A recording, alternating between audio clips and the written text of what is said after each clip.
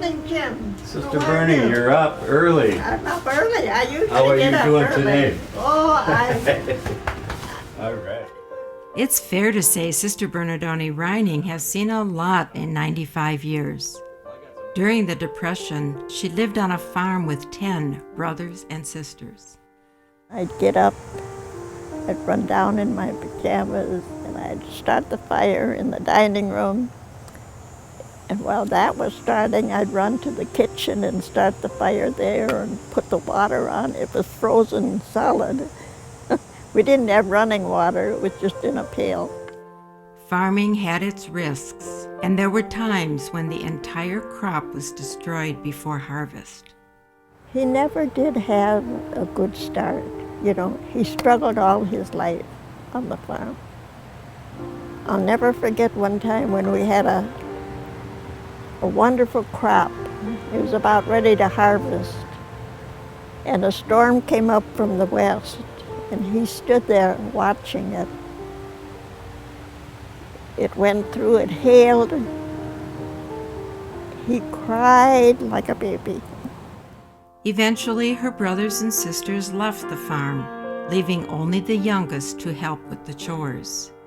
I wanted to go to high school very badly, but my dad needed me on the farm, so I had just an 8th grade education, formal education. There was a lot of other educations. Bernadone always wished for pasture duty. The long walks gave her time to reflect. We had our jobs feeding chickens or getting the cows or something like that. I always wanted to get the cows. And I was hoping they'd be in the back of the pasture because I had so many hymns I wanted to sing on the way home. I always said when we were playing school or something, I was going to be a nun. And I was going to be Sister Bernadine. And I never heard of Bernadone, but I was going to be Sister Bernadine. Breaking the news to her parents was tough, but her father knew it was in her heart. Unbeknown to me, he wrote to Mother Aquinas, I think it was at that time, and just said he didn't have it. Would it keep me from entering the convent if I didn't have that dowry? So she asked him if he could pay half, and then pay the other half when I made vows. Now let's see, chocolate chips and nuts. Bernadone has spent over 75 years in convent kitchens. Today, she's making chocolate chip cookies. It's easier cooking for 3 other nuns. Back in the 30s, she was baking for hundreds. That's my measure. Things were changing after the Vatican Council in the 60s. Many nuns left the convent to directly help the poor, and contemplative communities focused on the healing power of intercessory prayer.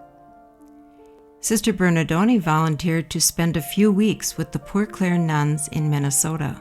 She prayed for guidance as communities implemented Vatican II. It was much different than her years in the convent kitchen. Every summer, there were about 1,000 of us, and the sisters would all come to Rochester, as many as could, for the summer month. And then at the end of the summer, we would get assignments.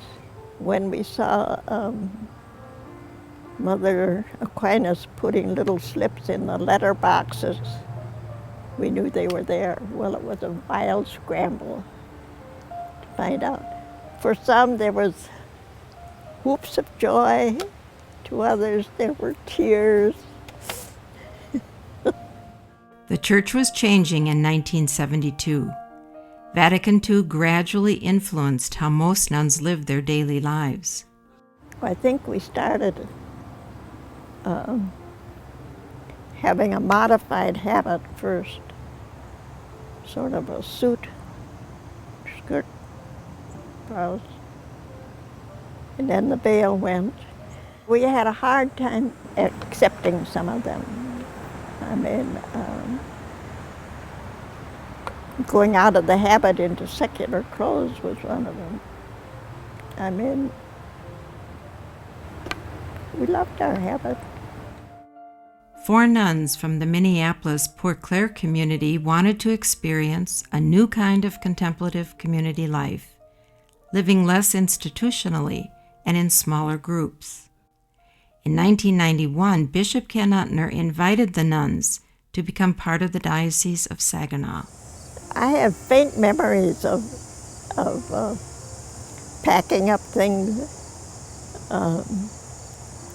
I remember we slept on boards, for beds for a long time. And I can remember hauling a board up from the basement to the truck outside because I thought we'd be sleeping on boards. Using a former rectory, the new monastery would be much smaller than the nuns were used to. I like small groups. You get lost in a big group, and it's much more family-oriented. Monasteries traditionally have a chaplain. With the shortage of priests, the nuns prayed with the people in the parishes. We pray for the world, for the people out in the world.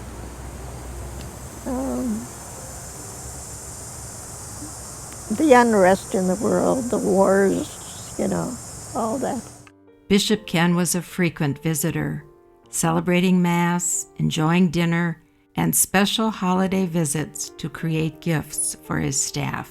We'd sit around the dining room table with all the different colored stuff, but he was always decorating them with special things. The tragedy of Bishop Ken's cancer hit this community hard. That was terrible. It was terrible.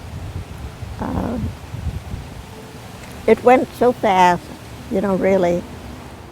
The legacy of Bishop Ken is felt every day here at the Poor Clares, where the dedication of the nuns he selected is felt throughout the diocese. Bernadone watches out her window every afternoon, praying for each soul that passes by. Well, I wouldn't change them for anything. They weren't always easy, but that's life. I mean, life isn't a bowl of cherries. Over 7 decades have been spent in obedience to the Lord, and Sister says her time in Saginaw has been very special. There's some kind of a bond you can't explain, and it's evident that we love each other. 4 women living together happily, I hope. Look at her smile. No, it was a blessing to me when I came out here. And unless they send me away, I'm staying with them.